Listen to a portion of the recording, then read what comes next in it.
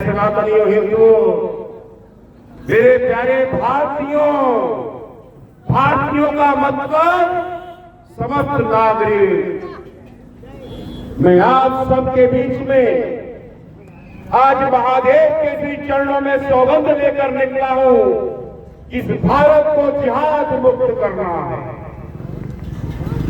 भारत को अब जिहाद मुक्त करना है, भारत को अब जमात मुक्त करना है।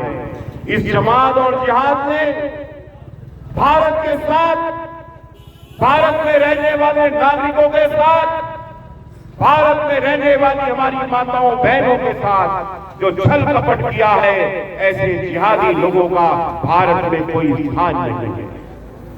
ये देवभूमि, ये हमारे देवों की भूमि है। यहाँ पर मां गंगा, मां यमुना का वास होता है। यहाँ महादेव स्वयं विराजते हैं, यहाँ हमारी मां शक्ति स्वयं विराजती है।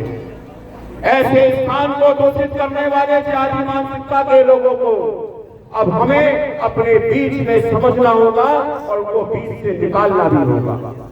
मेरे प्यारे भक्तों, हम ये देखते हुए आ रहे हैं, हमने हमारे इस देश में कई सौ वर्षों की गुलामी को सहा है। उसका कारण हमारे बीच में ही जन्मे और पनपने वाले गद्दारों का कारण रहा है। आज भी हमारे बीच गद्दारों की कमी नहीं है। मात्र चंद पैसों के लिए अगर उनकी दुकान 2-3,000 5,000 की उठती है और कोई जिहादी आकर उस दुकान की कीमत 5-10 हजार रुपए लगा देता है, तो हिंदुओं को दुकान नहीं दी जाती और जिहादी मानसिकता के लोगों को अपने बीच में बैठा दिया जाता है।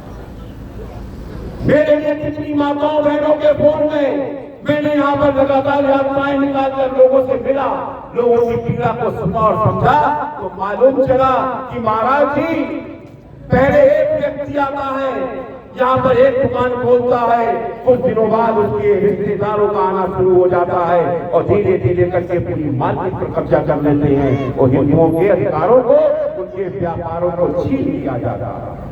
इसे कहते हैं मेरे दोस्त, मेरे साथियों, मेरे भक्तों, यह है व्यापार जिहाद। और इसी के बहाने हमारे जो नौजवान साथी हैं, जब उन पर कोई रोजगार नहीं बचता तो बेचारे दिल्ली एनसीआर की ओर अपनी रोजमर्रा की रोटी कमाने के लिए चले जाते हैं। जैसे ही वो यहाँ से जाते हैं, उनकी माता बहन यहाँ रह जाती हैं। इन गिद्धों की दृष्टि हमारी माताओं बहनों की ओर जिद दृष्टि पड़ती है। मेरे प्यारे भक्तों, हमें समझना होगा।